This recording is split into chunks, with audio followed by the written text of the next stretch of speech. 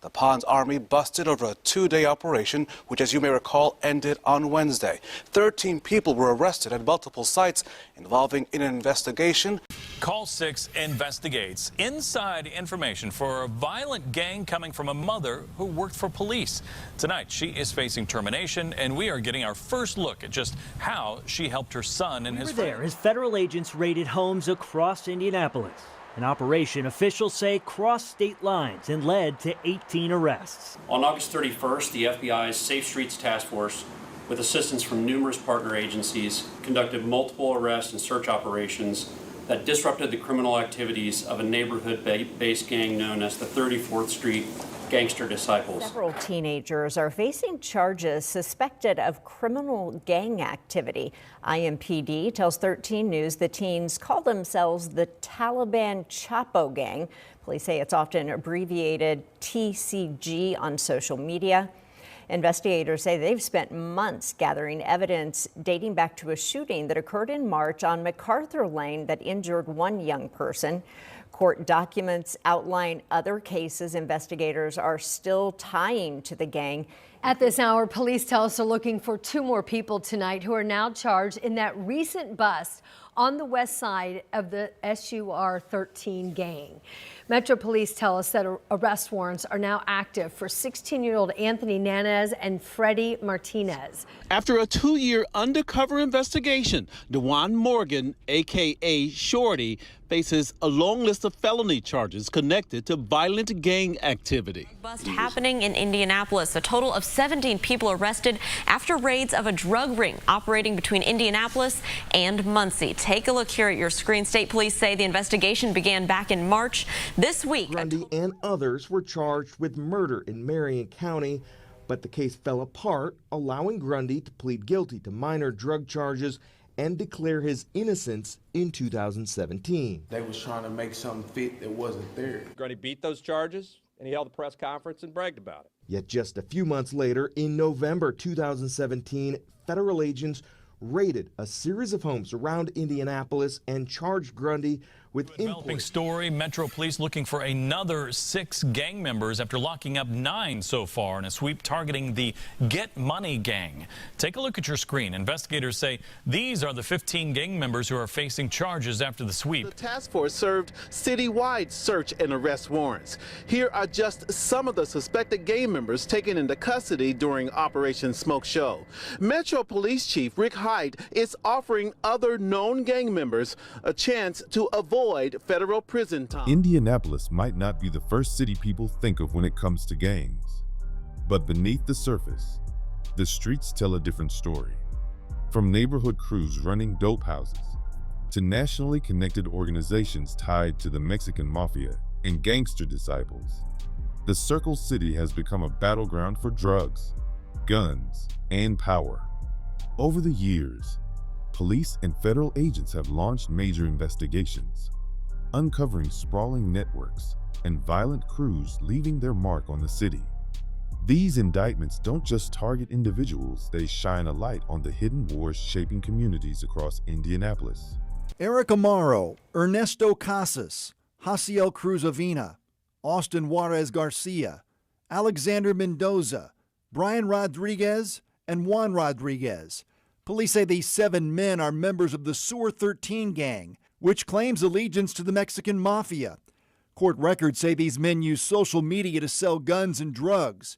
Investigators allege they also posted photos where they tagged their turf with graffiti and posed with guns to intimidate the community and rival gangs. Court records say that on February 10th, a pickup truck pulled up behind a marked IMPD patrol car here at the stoplight at Fall Creek Parkway and Keystone Avenue. 2 men in the truck allegedly pointed guns at the police car and acted like they were firing shots. The alleged gang members took video of the incident and posted it on social media. These are screenshots of that video. Police used GPS information on the patrol car and the city flock camera system to track down the truck. 7 men are sitting in jail after a series of raids across Indianapolis. You see them there. Suspects in this case are thought to be involved in a group called Sur 13. That group is believed to be responsible for a series of vandalisms like this one here in Hawville, as well as much more serious crimes like drug dealing and threatening the owners of this business here on 10th Street. The sod of this special event business has been repainted after members of the Sur 13 gang allegedly tagged the building in January. According to this affidavit, 20-year-old Eric Lozano is charged with intimidation and pointing a firearm after he supposedly threatened the owner for painting over the graffiti. They were mad. Basically, they were mad because we were painting over what they had painted over our building. Lozano was one of 7 people arrested Tuesday by IMPD for suspected gang activity. The series of raids spanned the city, including at this apartment complex near 42nd and Post. For example, police say one of the suspects, 18-year-old Alexander Mendoza, allegedly rode around in a white Cadillac and posted pictures of guns and drugs, telling people to order now.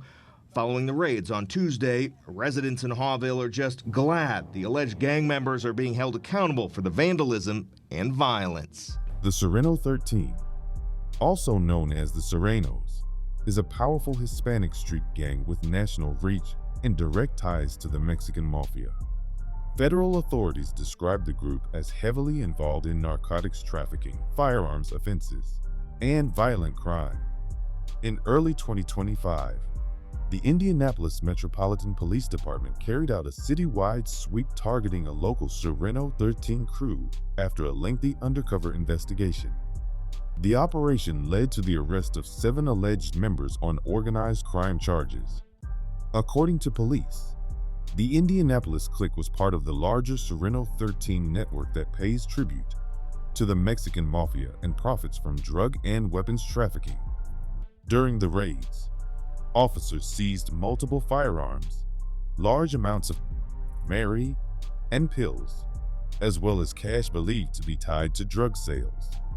The suspects now face charges including narcotics distribution, organized criminal activity, and unlawful possession of firearms, with some also charged in neighboring counties on additional drug counts.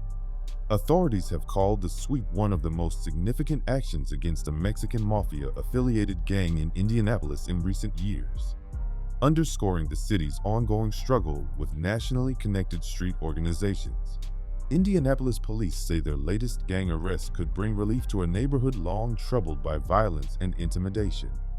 Investigators hope this latest gang arrest has an impact here in the MLK 29th Street area, where community leaders say even people that live here are looking for more peace in the streets. After a 2-year undercover investigation, DeJuan Morgan, a.k.a. Shorty, faces a long list of felony charges connected to violent gang activity. He was involved in offenses that involve firearms, drugs, and corrupt business. After complaints from people who live and work in the MLK and West 29th Street area, task force officers started secretly investigating Morgan in 2018. Do know some of the individuals, and I think I'm saddened by the news. 10 Point's Reverend Charles Harrison has mixed emotions on what impact the gang arrest will have on the area. It could create some more problems for the neighborhood, or it could make the neighborhood safer. You know, I think we have to wait and see. Court documents about Morgan's alleged gang activity are sealed for now, but his arrest follows the arrest of Larry Bronson and Norma Kinney, also suspected of being part of the same gang with ties to the Chicago area. We hope that today is a turning point for the neighborhood, that they can feel safe in their homes and free from any of his intimidation tactics. Detective Boomershine says even with Morgan's arrest, the investigation is ongoing and has not ruled out even more arrests. After a 2-year undercover investigation, DeJuan Shorty Morgan now faces multiple felony charges tied to violent gang activity. He was involved in offenses that include firearms, drugs, and corrupt business dealings, said IMPD Captain Chris Boomershine. The investigation began in 2018 after repeated complaints from residents and businesses near Dr. Martin Luther King Jr. Street and West 29th Street. Neighbors described Morgan as intimidating and said many lived in fear of his presence. Morgan, who reportedly operated a retail store in the area, was secretly tracked by task force officers. According to Boomershine, detectives linked him to several criminal acts, though many case documents remain sealed while investigators review recently seized evidence. His arrest follows those of Larry Bronson and Nora McKinney, two others believed to be connected to the same gang with ties to Chicago. Community leaders reacted with mixed emotions. "I know some of the individuals, and I am saddened by the news," said Reverend Charles Harrison of the 10-Point Coalition. "But at the same time, I know that police have to do their job. This could make the neighborhood safer, or it could create more problems. We'll have to wait and see." Morgan faces charges in Marion County for being a felon in possession of a firearm, and additional felony charges in Hamilton County for possession of a controlled substance. Captain Boomershine stressed that the investigation is still active. "We hope this is a turning point for the neighborhood, so residents can feel safe in their homes and free of intimidation. But we are not ruling out more arrests."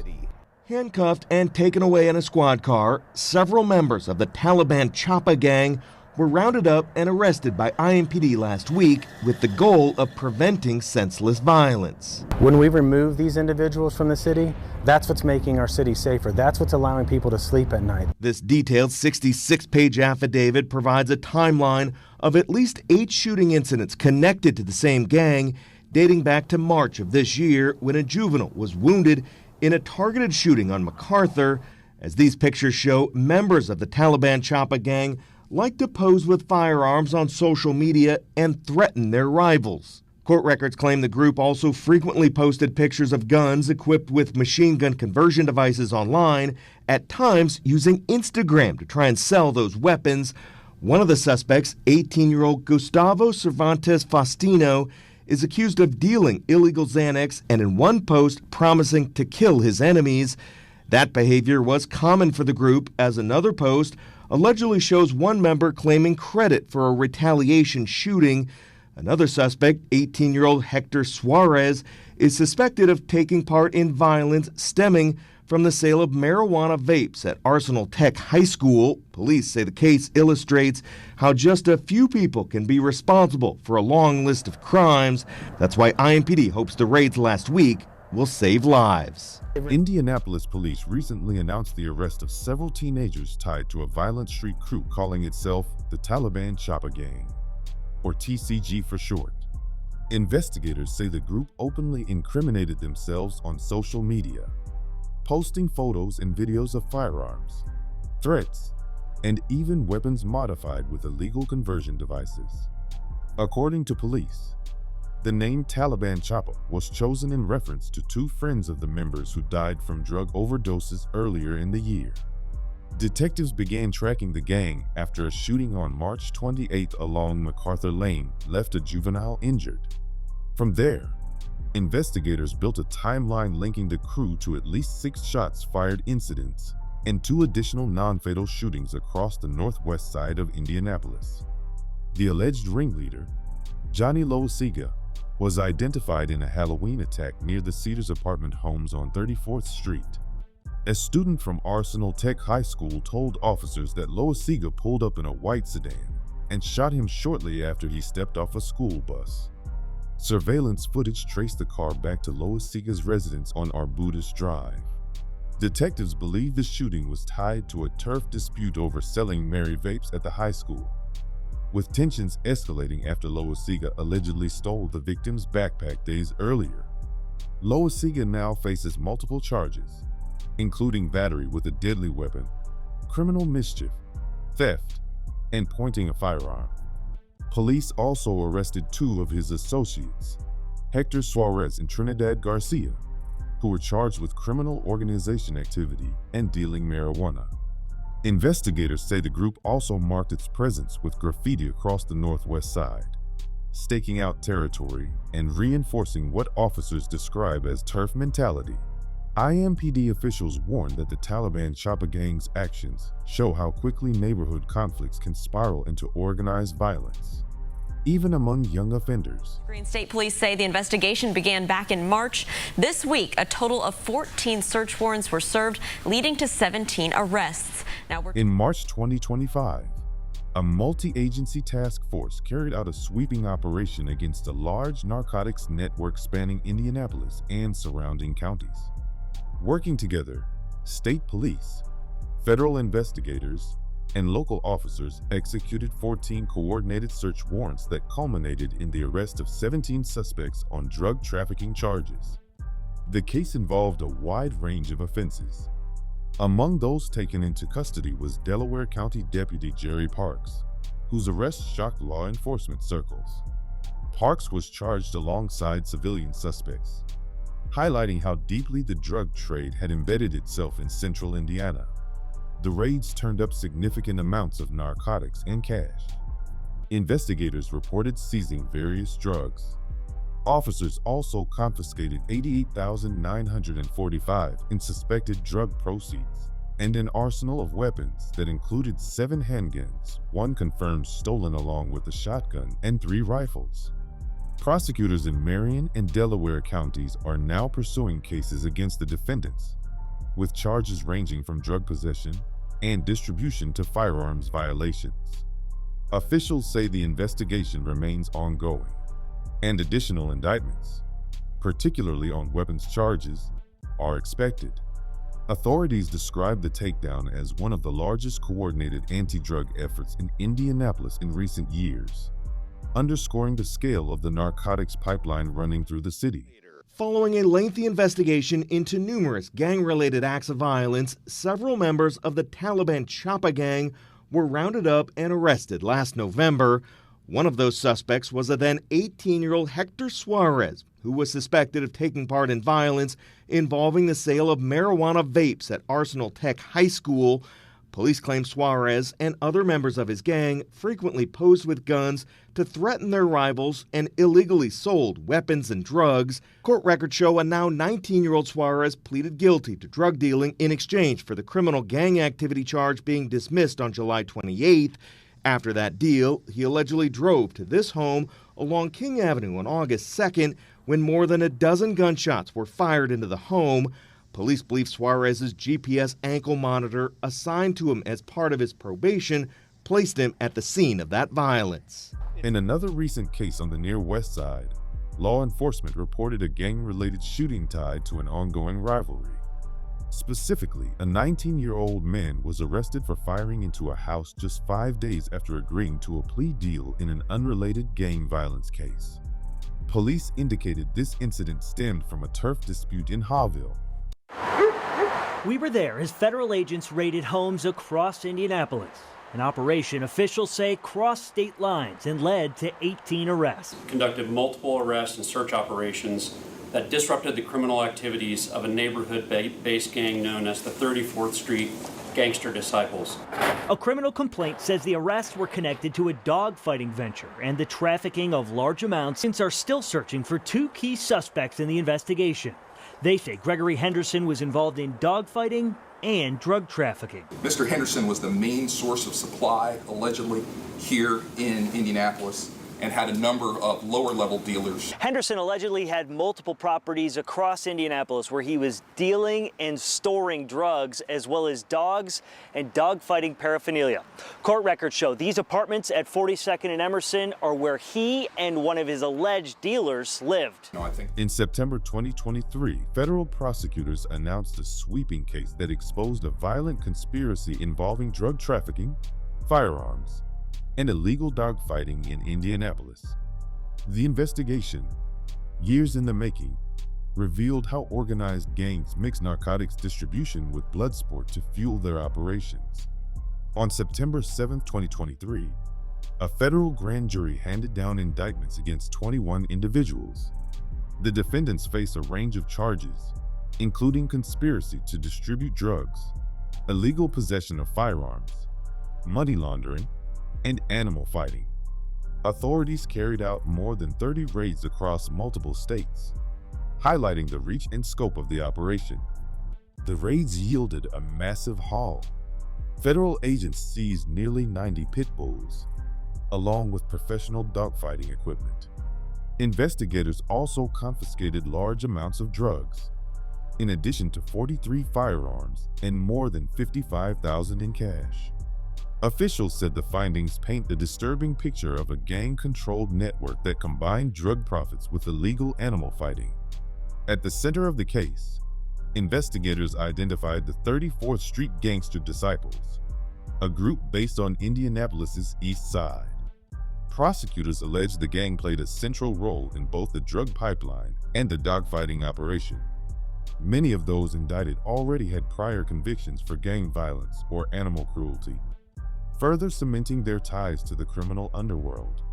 Each defendant faces serious penalties. Federal conspiracy to engage in animal fighting carries a sentence of up to 5 years in prison. For those tied to drug trafficking, the consequences are even harsher, with maximum penalties of life in prison. 2 individuals, Maurice Irvin and Gregory Henderson Jr., remain fugitives and are still being sought by authorities.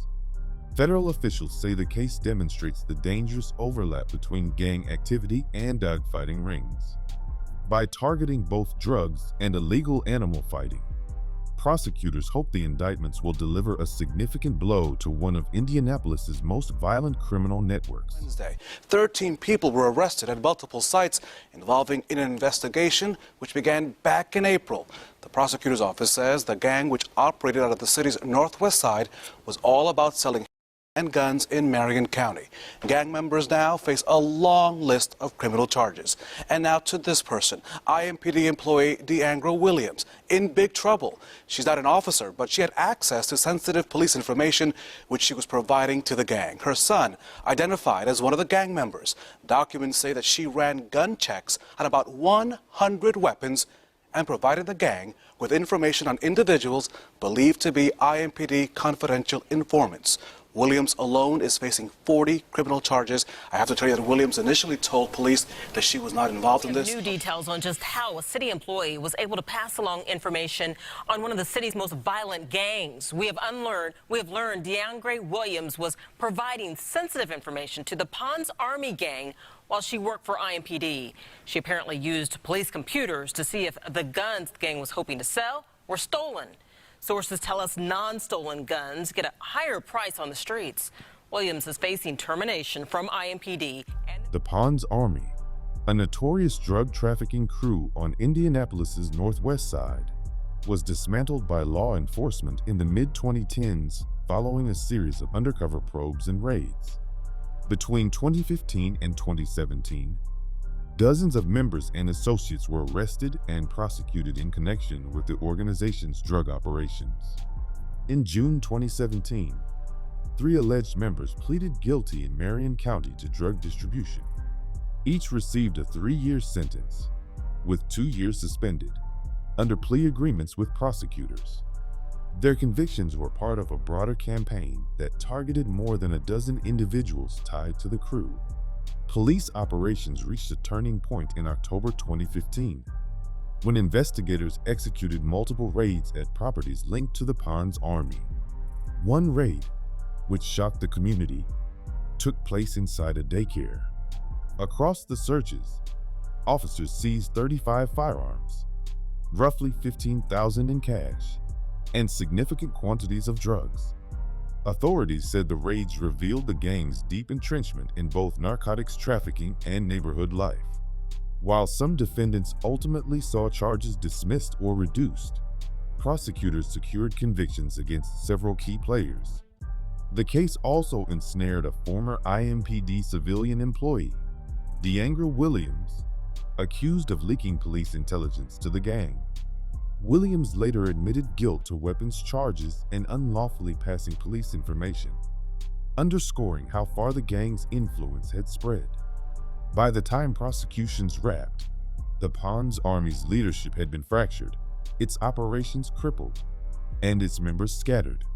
Still, investigators described the case as a sobering reminder of how drug trafficking networks can infiltrate communities and even compromise law enforcement insiders. What these indictments reveal is bigger than just arrests or headlines. They expose how deep gang culture and organized crime run in Indianapolis, from teenage cliques carrying out schoolyard beefs to national organizations tied to cartels and prison gangs. The Get Money Gang. Take a look at your screen. Investigators say these are the 15 gang members who are facing charges after the sweep. Investigators say members of the Get Money Gang have been linked to several drug trafficking, gun use, and other violent crimes around the city. Butler-Tarkington neighborhood has gone 190 days without a murder. The folks here are pleased with this morning's arrests. These are the mugshots of the suspects. It's not clear how many of the crimes they are accused of committing actually happened in Butler-Tarkington, because their home base was to the north at the old Creekwood Apartments and this address at 6407 Scenic Court. Back in August, 32-year-old Clarence Havard III was gunned down in the 300 block of North Bernard Avenue. No one has been charged in that crime. Law enforcement officials report that 15 members of the Get Money Gang have been charged. The gang has been linked to a series of crimes in the area, and authorities have been working to reduce violence and crime through a coordinated effort involving the Indianapolis Metropolitan Police Department, MPD, the FBI, and other agencies. The gang operates primarily in 2 locations on the north side of Indianapolis: the Creekwood Apartments near West 71st Street and North Michigan Road, and 6470 Scenic Court. The 15 members face various charges, including dealing drugs, corrupt business influence, and criminal gang activity. Authorities used rap videos posted on YouTube as evidence in their investigation. One song, titled "Go to War," featured lyrics that referenced the gang's activities and included depictions of weapons and threats of violence. Police stated that these were not just empty threats, as the individuals featured in the videos are now either under arrest or wanted for various criminal activities. The Butler-Tarkington community has experienced significant violence, including the deletion of 10-year-old Deshaun Swanson, which officials believe was the unintended result of gang-related activity. This incident was part of a broader pattern of violence that included 4 homicides in the neighborhood. Residents and community leaders expressed relief at the recent arrests, hoping that it signals a turning point for the area. The group has also been linked to other incidents, such as a shooting on the downtown canal in 2012 and the 2014 shooting of cab driver Ricardo White by alleged gang member Landon Tompkins. Brett has been accused of being linked to a federal drug investigation and opening fire on police make their first court appearance today. Adrian Bullock, Richard Grundy, William Gammon, and Ronnie Batts were in court for their initial hearing. Police say the group, along with another man, Lance Hatcher, were arrested after an ATF surveillance operation last week. Police tried to make a traffic stop last week after watching the men coming and going from a house in the 300 block of West 38th Street. And that's when court records say there was a police chase and shots were fired. Bullets hit a family's home across the street.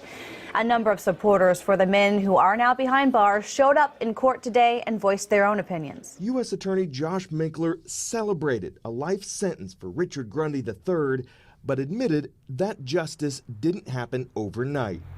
Following a series of 2014, Grundy and others were charged with murder in Marion County, but the case fell apart, allowing Grundy to plead guilty to minor drug charges and declare his innocence in 2017. They was trying to make something fit that wasn't there. Grundy beat those charges, and he held a press conference and bragged about it. Yet just a few months later, in November 2017, federal agents raided a series of homes around Indianapolis and charged Grundy with importing. More than 20 people were convicted in that case, culminating with Grundy's life sentence. In October 2015, prosecutors announced charges against 11 alleged members of the Grundy crew as part of an investigation into what they characterized as a large-scale drug trafficking organization. The criminal charges outlined a multi-state operation that reportedly moved significant quantities of drugs from Phoenix to Indianapolis. Several members of the group, including Grundy, were already facing separate charges related to dealing and conspiracy to distribute, stemming from a January 29, 2015 incident involving a police pursuit during which shots were fired at officers. The charges also included multiple counts of deletion and conspiracy to commit deletion, related to at least 7 incidents since 2013. Despite these accusations, prosecuting the Grundys has proven challenging. In April 2016, prosecutors dropped 4 deletion charges against Grundy after a key witness was found to have misled investigators about her identity. The witness, who initially identified herself as Porchy Harris, provided testimony under this false identity and received financial assistance from the Department of Justice. Upon discovery of the deception, it was revealed that the real Porchy Harris had no involvement in the case, and the witness received over $6,000 before the truth came to light. Other witnesses have been reluctant to testify or have not come forward at all, complicating the prosecution's efforts. This individual has considerable influence, said a source familiar with the family. He could reach people, even those who may not be directly involved. John H. Means, who authorities described as the Grundy crew's alleged enforcer, similarly avoided conviction for his alleged involvement in two 2014 incidents. Prosecutors believe that Grundy had instructed Means to target 4 individuals: Tyrese Dorsey, William Davis, Carlos Jefferson, and Julius Douglas. Despite the charges, Means was acquitted in a retrial concerning the incidents involving Jefferson and Douglas and had charges dropped in the Dorsey and Davis case due to a lack of sufficient evidence. The Grundy family's alleged activities and the subsequent challenges in securing convictions illustrate the complexities and difficulties that law enforcement and prosecutors face in addressing organized crime. The notorious gang operating in Indianapolis is now out of business this evening following one of the biggest crime sweeps in our city that has ever had.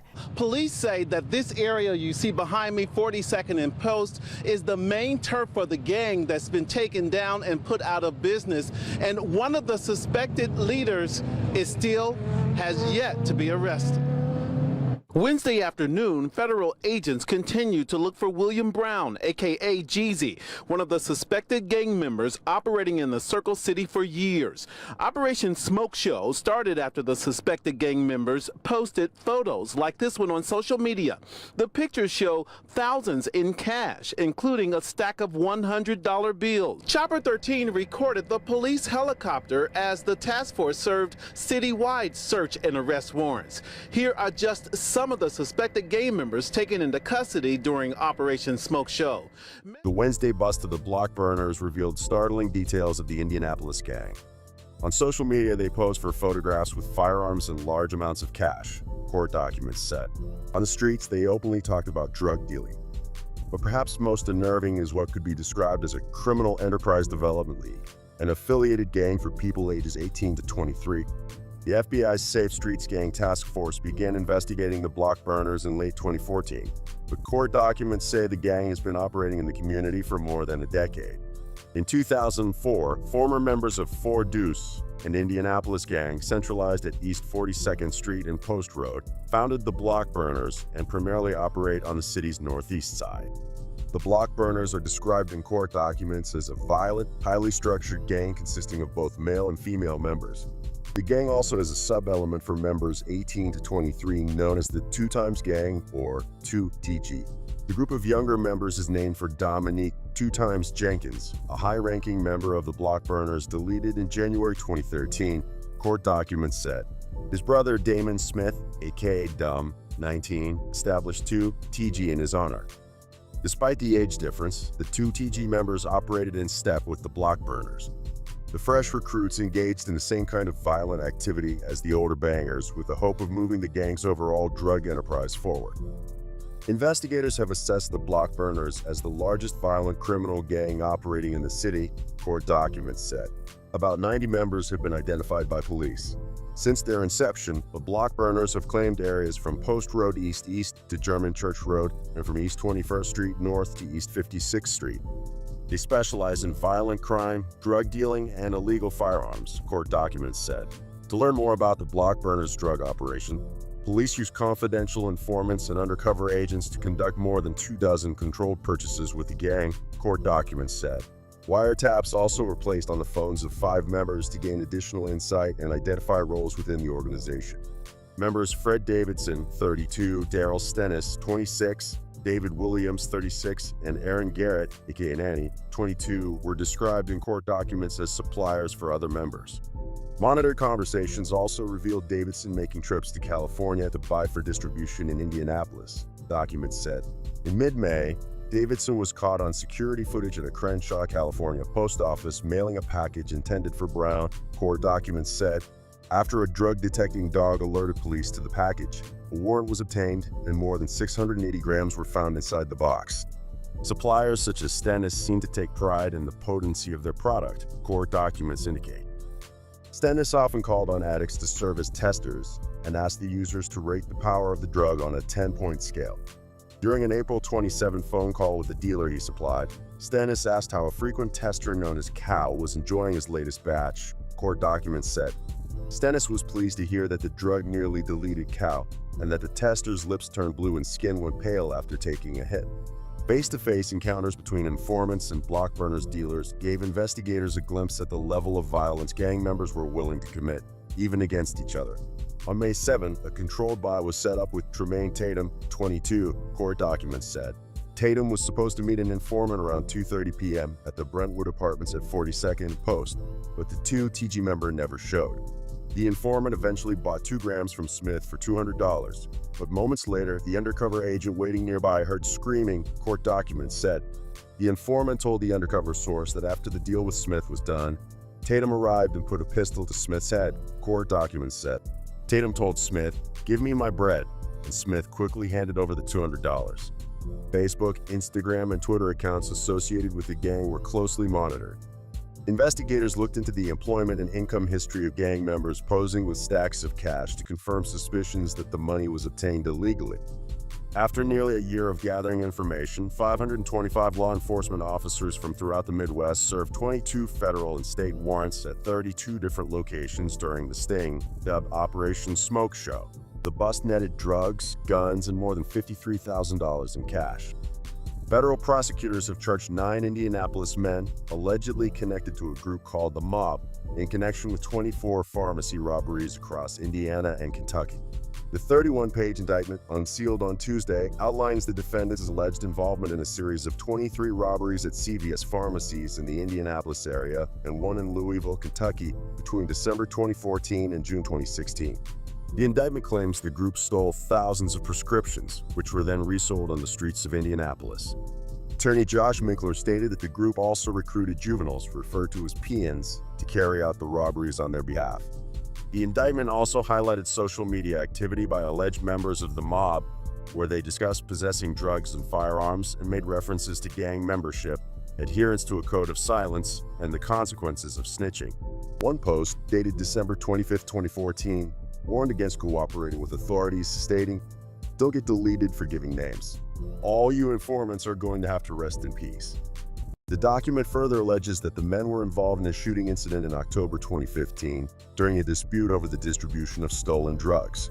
Although the indictment does not name the victim, the details match the circumstances surrounding the deletion of 19-year-old Malik Perry in the Butler-Tarkington neighborhood. Prosecutors indicated that the individual responsible for Perry's deletion was not named in the adult indictment, suggesting the involvement of one of the group's juvenile members. The Mob is said to have operated primarily in the near north side of Indianapolis, including the Crown Hill, Butler-Tarkington, and Martindale-Brightwood neighborhoods. Crews like the Taliban Choppa Gang, the Sureno 13, and the 34th Street Gangster Disciples show how local conflicts can quickly escalate into full-blown wars with deadly consequences. But the raids, arrests, and indictments also show something else that law enforcement is adapting, tracking these groups with long investigations and coordinated crackdowns. For some neighborhoods, the takedowns bring a moment of relief, a chance to breathe without constant fear of shootings or drug traffic. For others, they leave a void that new crews are quick to fill, continuing the cycle.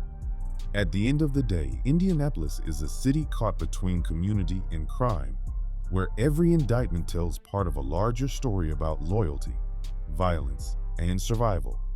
And while these cases may remove certain players from the streets, the bigger question remains: how long before the next generation steps in to take their place?